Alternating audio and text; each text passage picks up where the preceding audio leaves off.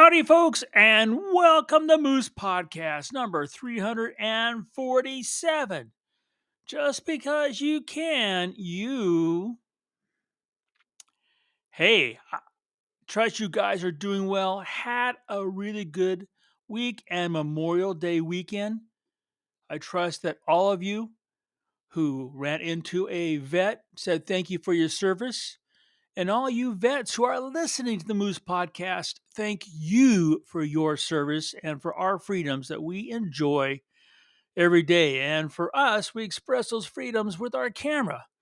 So thank you ever so much for making that possible. Hey, you guys have been busy the last few weeks. I've got a bunch of emails, and some of the questions, I'm not sure how I'm going to address them yet, but I will get to them. I know I don't respond to your emails as per the website, but I do get them. And as you can tell, I try to answer those questions and I'm going to get to them. So thank you for that input. Hey, this is another Adobe Podcast beta recording. So I appreciate you guys. It's been tweaked again. If you hear any improvements, please be so kind to drop me an email.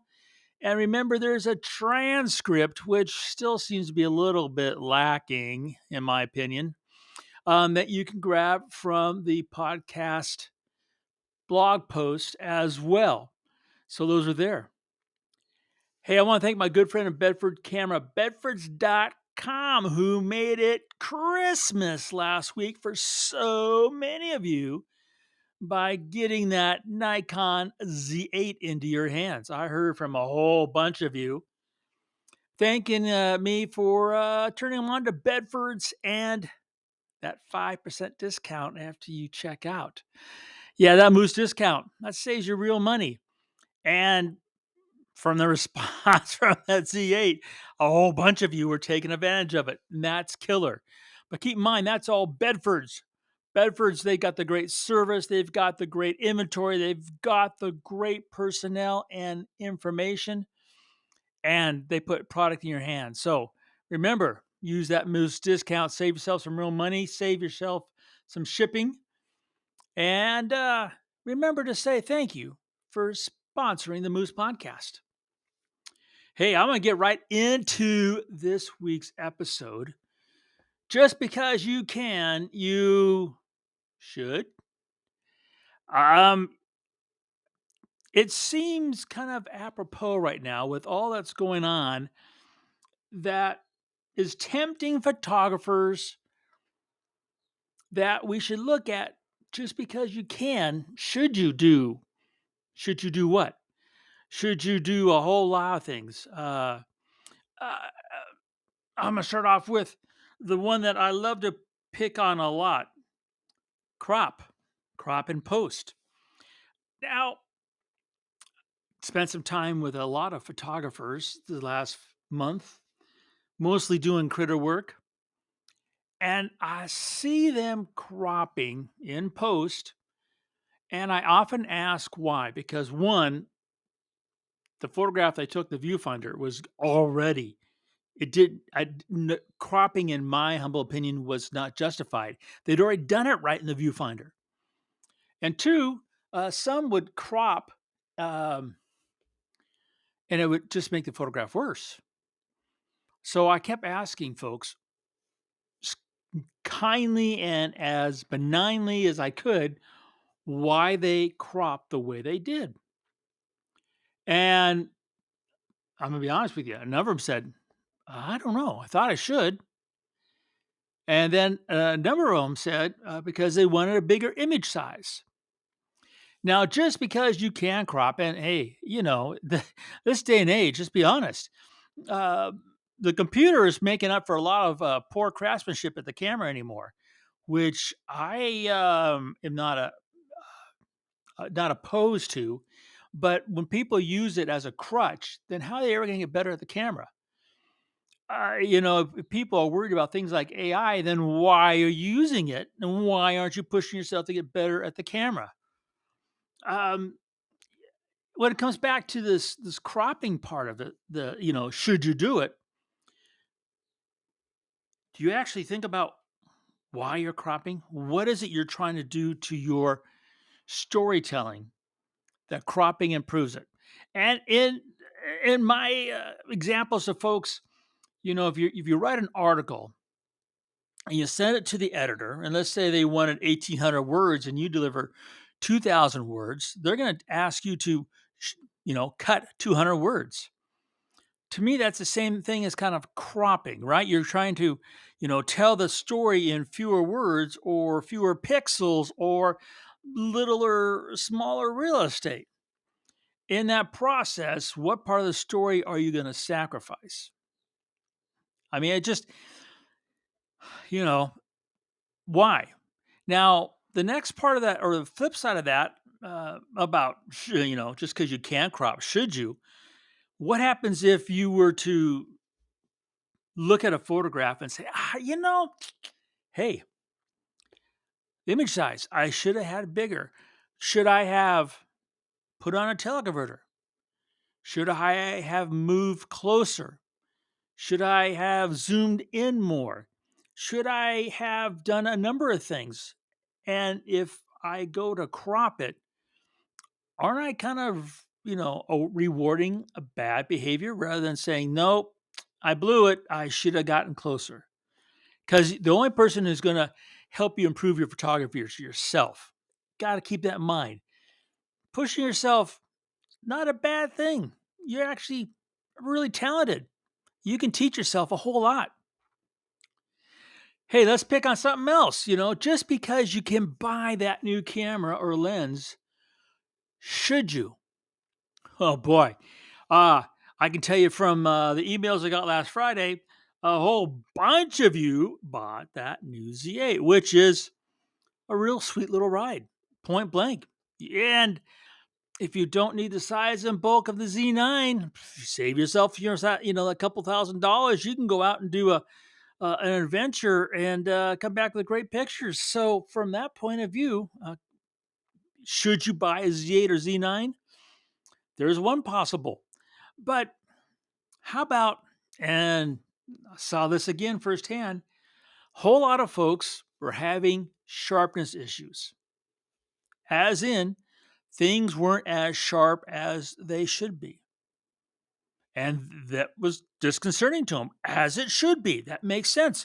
Yeah, I mean, that's just a given. Sharpness is a given. It's not like, is there a gray area? No, has to be sharp. And with critters, the eye has to be sharp, period, in a statement. Now, in that quest for that sharpness, and this is just human nature, just photographer nature, and though it drives me crazy, I more than understand it. It's always the equipment that is always looked at first as being the culprit for things not being sharp. But, hey, it's a computer, garbage in, garbage out. So if you are shooting and there is even a hint of heat shimmer, you're screwed, point blank. There is no way you're going to get a sharp image. That's it. No matter what camera, what brand, what lens, what f-stop, what AI software, whatever you want to throw at it, if there's heat shimmer, you're out of business. If you don't recognize it or don't know how to recognize it, that's not the camera and or lens's fault for not having a sharp image. It's the photographer's. If you are not practicing, and I'm serious, your long lens and or hand holding technique or both, as I've mentioned, I'm sure to the point where you're sick of me talking about it on the podcast. If you're not practicing those things and giving your gear that stable platform for it to do its work, it's not the fault of that body or lens that you're not getting a sharp image. So then, if you blame that lens or body and then go buy another one because you think the one you got ain't giving you what you want, then what happens? You're just going to take that, sorry, piss poor performance of your hand holding long lens, heat shimmer, and other possible issues and carry it onto the new gear rather than going back. So just because you can Doesn't mean you should go buy that new lens or camera when really you got the great stuff in the first place. You just got to put in the time to perfect yourself. Now, one that, boy, really lit up my email box this past week was the next iteration of AI in photo finishing. And, you know, I got to tell you, I'll be honest with you, really honest with you. If it bothers you, then why even worry about it? Why go there? Why click on that try it now button? Don't do it. I've mentioned it before, AI in, manipulating our images has been around for a long time. This is, like I said, the latest iteration. Don't use it. If you are a craftsman, and this is the bottom line, and I know people don't like hearing this, but if you're a craftsman at the point of capture, when you go click, then why would you even need AI in the first place? Now, if you took garbage and you put it in the computer and you're trying to make something, sweet out of it, then you might need to do AI. But then here's the thing, if you are in what I call fix it mode, at the end of the day, or in a month, or in 6 months, and you've been doing that, how much self respect are you going to have as a craftsman? I haven't seen anybody talk about that very important aspect of photography. As in, and it's probably we shouldn't do these things in society anymore. I don't know, but I'm not PC. You guys know that. But I look at the photographs I've taken, and I take pride in the fact that I made that happen. Literally, that arrangement of elements, that storytelling going on within those borders of that photograph. That's me. That's my doing.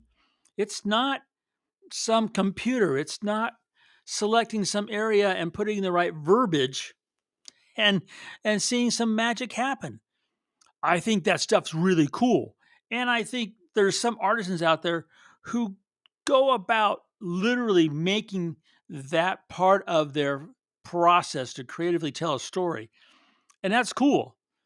But just, doing it because you screwed up, I don't think that's so cool. In fact, I think that's detrimental to you as a creative person. So just because you can, should you use AI? Now, I've had a lot of folks ask if I use AI. Well, the honest answer is yeah, because I use masking. The masking in Adobe Camera Raw is an AI function. But just so you know, way back when, if you use the magic wand to select something, how do you think that's selecting things? That's AI in its very uh, infant formation. So there's so much that is already in the just to pick on Photoshop that's been there for quite a while. That is AI generated. That yeah, I can't say I don't use AI. Now, do I have I tried the Firefly, the new thing for the Adobe Photoshop? Well, I'll be honest there too. I did. I had a photograph and I just selected a bare spot and I typed in my name to see if I was going to appear. And I was really happy to see that I didn't appear. So I know I'm not in that thing, but that's coming. You've already seen some of the stuff that changes clothes and takes off clothes, and I mean the dark side of this thing scares the bejiggers out of me. And there is stuff coming shortly that's so you can know if a photograph's been faked or not. But yeah, so I tried it, but that was it. Have I, taken and put in a reflective pond or a yellow line? Nah. I- That's why I'm a photographer. So just because you can, should you? Now, if you want to be a 100% on top of your game, you should learn how to crop and post. So it's in your chest, if your tool chest, if you need it.